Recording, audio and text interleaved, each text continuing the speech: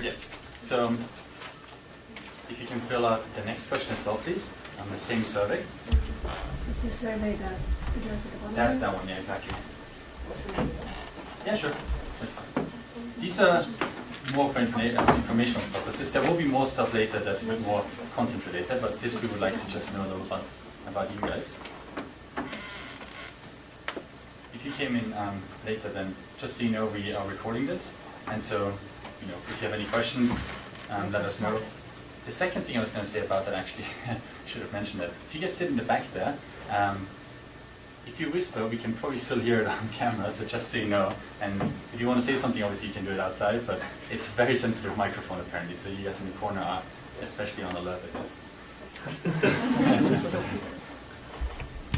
Right, if everyone has filled out the next one as well, I guess then we're ready to get started. Right, so thanks again for coming. My name is Oliver Hauser. I'm a postdoc at HBS and also associated with the Behavioral Insights group here at Harvard. And I'm going to be telling you about our experimental pitch innovation competition. This is the second time we're running this, and we're excited to see so many new faces and some people who have, I know and I've seen around as well. We're excited that you're here, and hopefully you're going to gain a lot from coming to these different lectures and course modules. So I want to start by going back to exactly the survey we just did. And so in fact, the first question that we asked, in particular,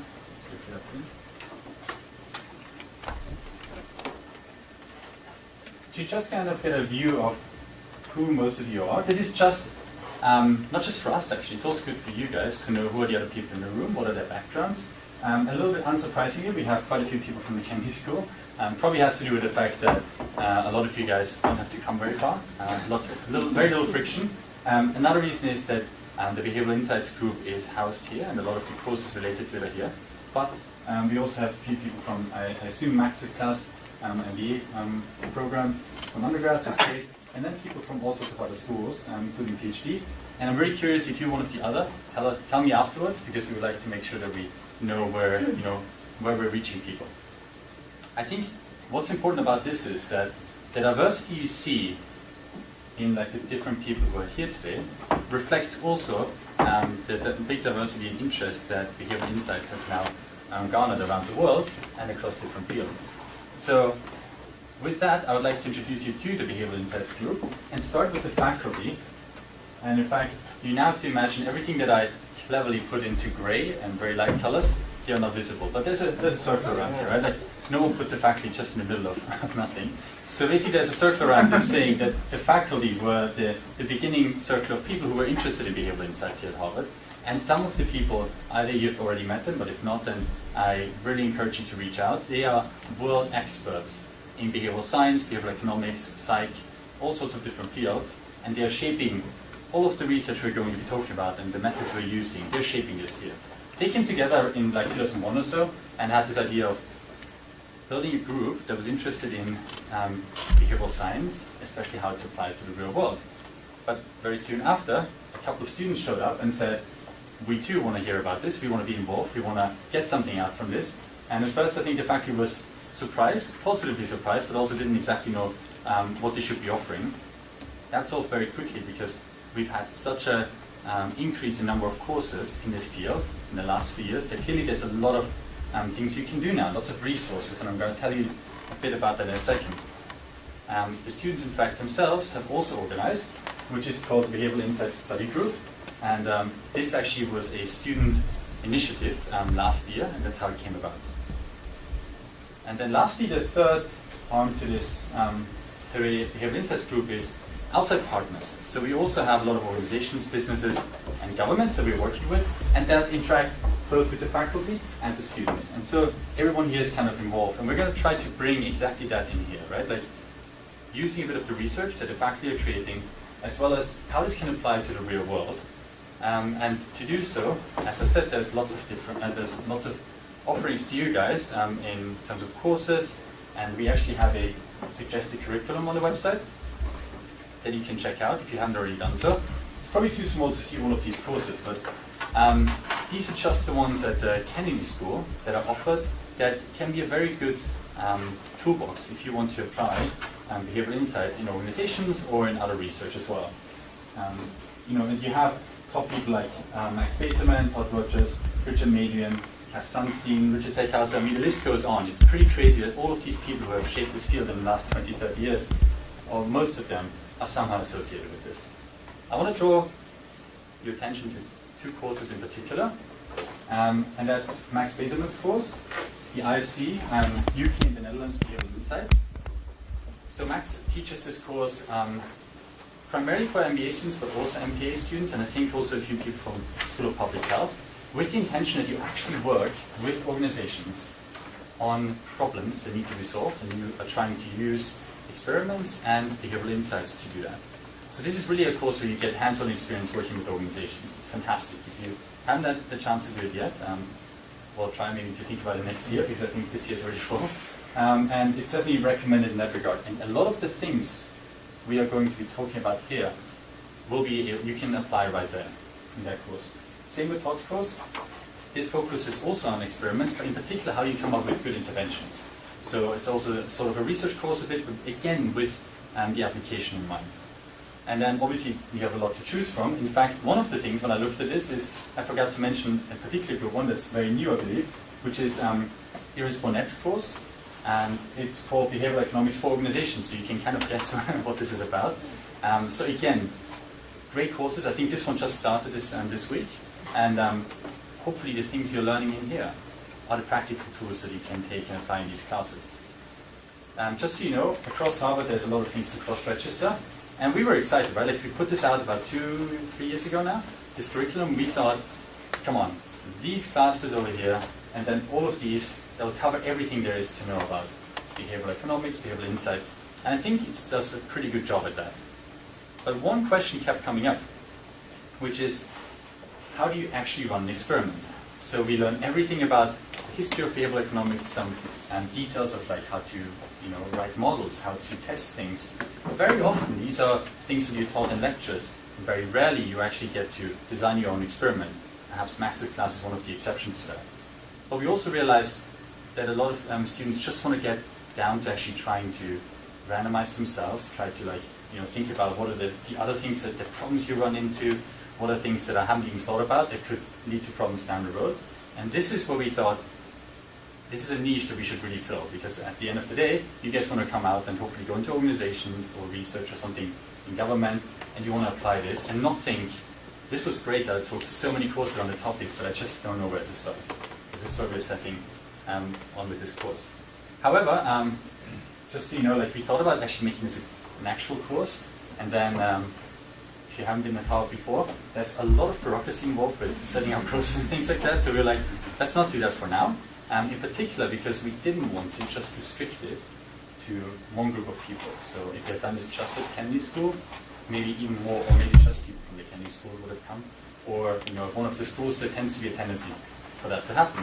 We want this to be open to anyone who's interested. And so we obviously had to come up with an idea how you would still show up for this. I'd like to believe that we're really good about the name, so I'll tell you why we chose this name, and hopefully it makes you want to come back again. So one of them is experimental, because this is about experiments. We thought we should give you a hint right from the start what this is about. Someone had this idea of calling it pitch, and everyone likes to hear their own voice, so we thought that's going to be attractive as well. You can go out and pitch this idea. Innovation, turns out that's a really sexy word at Harvard. Everyone wants to be innovative. You guys are innovative, I assume, right? Lots of. I agree. So that works too for us. There's competition. Last time I taught this, the first question was, obviously, because this is Harvard, what are the prizes for the competition? To make sure you don't have to ask this, I'm not going to tell you. It might be all the way from tons of money to just chocolate. I don't know. We're going to keep this a secret until you actually take part in the competition. Or maybe a little bit closer to the competition itself. But there will be prizes, and there will be something that you can hopefully take away after you've run your experiments, not just learning it, but also some prizes. And lastly, we thought a really good acronym would do it too. So you'll be one of the Harvard students who have taken an epic course at Harvard, so there you go. Hopefully this will be a couple of reasons why you should come back, but if not, then here's a few more. We would like to teach you guys a a lot there is to know about behavioral insights and economics, as I've said before, how it applies to public policy but also business. We would like to make sure that you not just learn the theory of randomization, but also the practice. We're going to talk about also alternatives to randomization, which we think is important because it highlights why you should randomize whenever you can. We're going to talk about, which is, a lot of other courses will try to touch on that as well, this hysteria of behavior and how you can affect change. How do you ask the right questions and then get the right outcomes for it? This is a popular one. We're going to do some stats as well. And I'm not entirely sure what your backgrounds are, but I know that some people really dislike the idea of math or statistics. So we're going to try to not make this a course about this, but tell you the things that you need to know to actually really well evaluate the outcomes that you have. We're also going to talk about some of these more advanced concepts. They're not necessarily most difficult, but they are very important for this to work, which is things like spillover, stratification, block randomization, things like that. And then finally, one of the things that people came up to us to say as well is, how do you actually use certain tools, right? In research at least, we use a lot of tools like power calculations. Sorry, actually I meant the next one, sorry. So like things like Qualtrics, mTurk, G-Power, which you can use to do power calculations, data, things like that. We're going to cover a whole range of these. We're not going to make you an expert in them, but we're going to make sure that you know how to use them when you have data in your hands and evaluate it. By the way, I should say like this, we're going to make this more interactive. This is just a lot of information. You're welcome to ask questions at any time, obviously, but there's going to be also much more interactive parts to this. In fact, I'm going to tell you a little bit about the modules as well, so you kind of get a sense for what to expect over the next few weeks. We're starting today here with our introduction session. It's going to be probably the least practical, so to speak, because we're not going to talk about like certain concept that you'll apply to your own data set. We're going to do that in other sections. In general, we're going to have a couple of these: experiments, randomization, successful experiments, analyzing the results. These are more like me telling you about things that you should probably know, with some practical advice. You can always ask questions, of course. There will also be some interactive parts, but they are more to like give you the foundation for this. By the way, we're gonna probably send this out, so you don't have to necessarily take pictures, but you're welcome to. So you'll make sure that you get the materials and the video, things like that. I'll highlight the workshops, these two here, randomization in practice and learn the tools of the trade. These are going to be more chill, I would say, in the sense that we're going to sit together, have some food, and just talk about certain problems you might have run into, either in your classes, as well as data sets that I'll give you, and then you just have to figure it out. And I'll be around to help you with it. I'll give you hints of how to do it. But the idea is that we're going to sit together for like 2 hours or so and make this a workshop, actually getting your hands on data. And then finally, we have guest speakers throughout the semester. And it's very exciting, actually, because some of these people are big names in the field, and they're coming just to speak to us, so hopefully you'll have a chance to meet them and ask questions. Our first speaker is going to be Francesca Cino. She is a professor at the Harvard Business School. If you don't know her name already, or if you don't know her as a professor, definitely take one of her courses, read up on her papers. She's one of the most prolific researchers alive right now, so you should definitely know what she's up to. She'll tell you about some of her exciting research. And then the second guest speakers we have confirmed are the Behavioral Insights team, also quite famous these days, and the Nudge unit in the UK. We're going to have Michael Sanders, who is the head of research at BIT, and Kate Glazebrook, who runs diversity and inequality topics at BIT. And in particular, they have recently spun out a company, basically, that focuses specifically on trying to reduce bias, implicit bias, and discrimination in the hiring process. So she's going to talk to us as well. We're going to perhaps have a couple more guest speakers, but we'll tell you when they come. Any questions on this, by the way? Yeah. So experiments, we can design those experiments, or are they pre-selected, like with their... You mean for the competition or for... Yeah, for the competition, actually. Yes, that's right. So I should have said that's right. Last year what we did is we had teams start with a project from the start, and we tried to do, basically I think what you're hinting at is like you have a project, and as we go along we teach you how to randomize for your specific project. It worked quite well for some of the teams. Unfortunately for others, who went at different speeds. It didn't work out in that, at that same rate. So what we thought instead to do this year is we're separating those two things out and giving you a bit more time. So now in the fall we have more me giving you either data or certain things that I think, I'll tell you how we're thinking about this and getting you implemented. And then towards the end of the semester, as this deadline is approaching, I'm going to give you examples of experiments that you could, or projects you could do together with other students. And so then you actually start randomizing, planning it out, and we will still be around, but we want to give you guys more time going over the spring to actually have a lot of data by the time you get to the competition and the pitching stage. Right, that's actually a nice lead into a couple of the examples from what we had last semester. A few of the projects that I would like to mention, just to give you a bit of a flavor.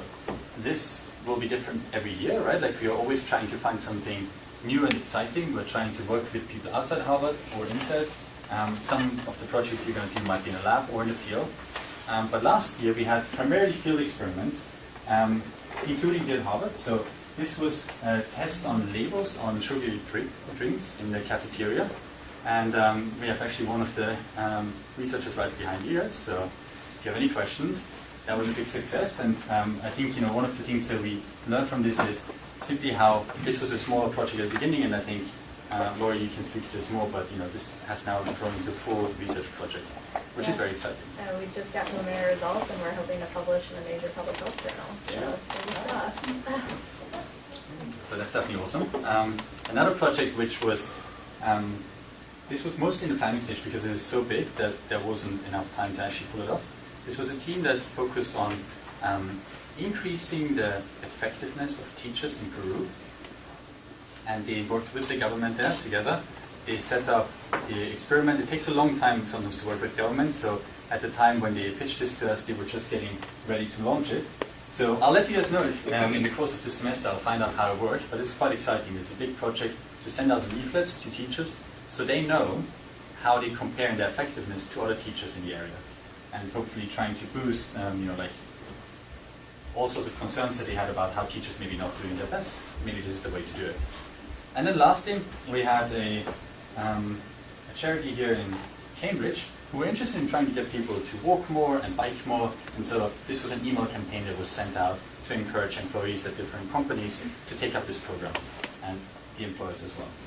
So this is just a bit of a variety of different things. Obviously, we're curious to hear about your ideas. And what we are also going to try to do is provide you with some frameworks of what kind of projects are most feasible to get done in the time that we have over this year. But this will come later in the semester. So here's another question that we like to get. Who is this course for?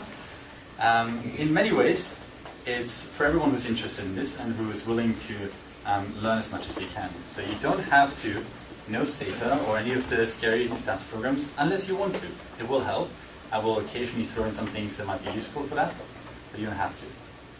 You don't need to know a lot of stats either. We're going to cover the basics and the things you need to know.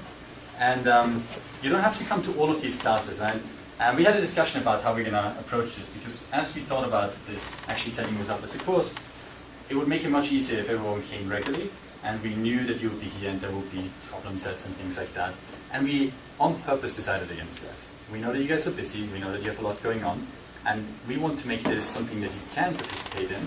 And we think the more you do participate in, the more you'll get out of it. But there's no attendance, no grading of any sort. I was joking before, maybe we'll have a quiz, but that's definitely not going to happen. So we're trying to keep this informal, but hopefully you will gain a lot from it by attending all of the sessions.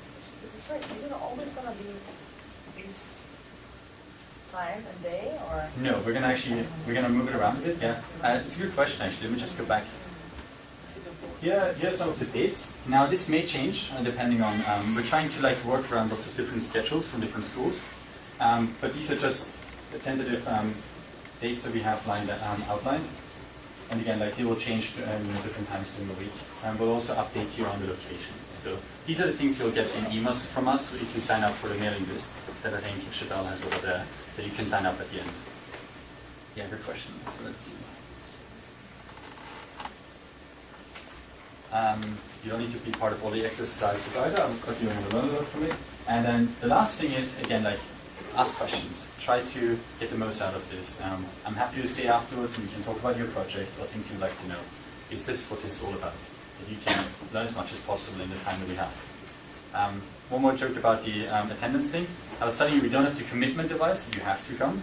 Right? Like there's no exam, there's no taking attendance when you walk into a room.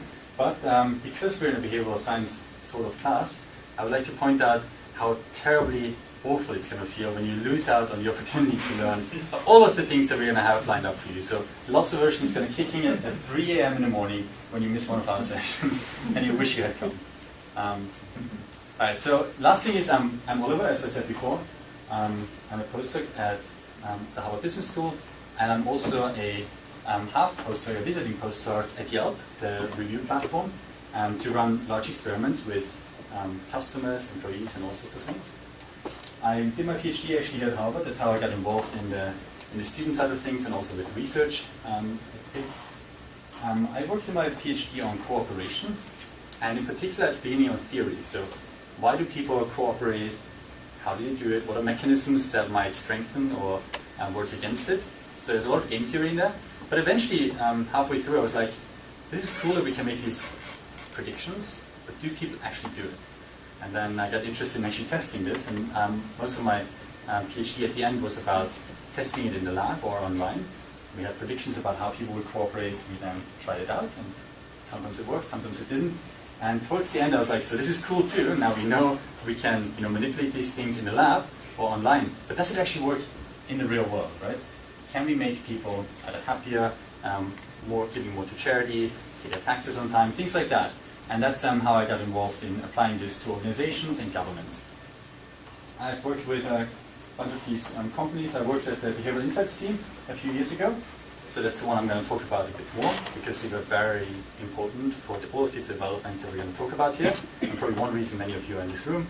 The New Mexico government, Deloitte, O-Power, these are the guys that do the social norms in electricity bills and so forth. If you ever get one that says like, this is how much energy you're using, and then another bar of energy, how much your neighbors are using, that's O-Power. They came up with this idea. And the researcher behind it was Robert Cialdini, and we're going to talk about social norms quite a bit. It's also an important concept. Global giving, these are charities, Kiva, Donors, Choose.org, and many more. If you're interested in like how some of these things would apply in certain fields, or if there's certain companies working on them, let's chat afterwards. I'm happy to tell you more about this. HBS, and also associated with the Behavioral Insights group here at Harvard. And I'm going to be telling you about our experimental pitch innovation competition. This is the second time we're running this, and we're excited to see so many new faces and some people who have, I know and I've seen around as well. We're excited that you're here, and hopefully you're going to gain a lot from coming to these different lectures and course modules. So I want to start by going back to exactly the survey we just did. And so in fact, the first question that we asked, in particular,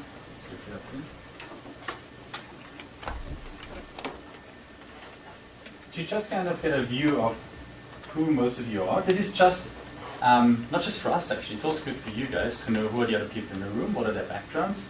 A little bit unsurprisingly, we have quite a few people from the Kennedy School. Probably has to do with the fact that a lot of you guys don't have to come very far. Very little friction. Another reason is that the Behavioral Insights group is housed here and a lot of the courses. And so, if you have any questions, let us know. The second thing I was going to say about that, actually, I should have mentioned that. If you guys sit in the back there, if you whisper, we can probably still hear it on camera, so just so you know. And if you want to say something, obviously you can do it outside, but it's a very sensitive microphone apparently, so you guys in the corner are especially on alert, I guess. Right, if everyone has filled out the next one as well, I guess then we're ready to get started. Right, so thanks again for coming. My name is Oliver Hauser. I'm a postdoc at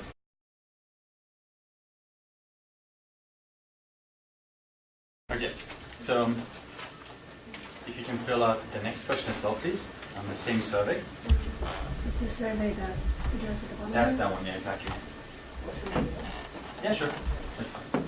These are more for informational purposes. There will be more stuff later that's a bit more content related, but this we would like to just know a little about about you guys. If you came in later, then just so you know, we are recording this related to it here. But we also have a few people from, I assume, Max's class, MBA program, from undergrad, that's great. And then people from all sorts of other schools, including PhD. And I'm very curious if you're one of the other, tell me afterwards, because we would like to make sure that we know where, where we're reaching people. I think what's important about this is that the diversity you see in like the different people who are here today reflects also the big diversity and interest that Behavioral Insights has now garnered around the world. And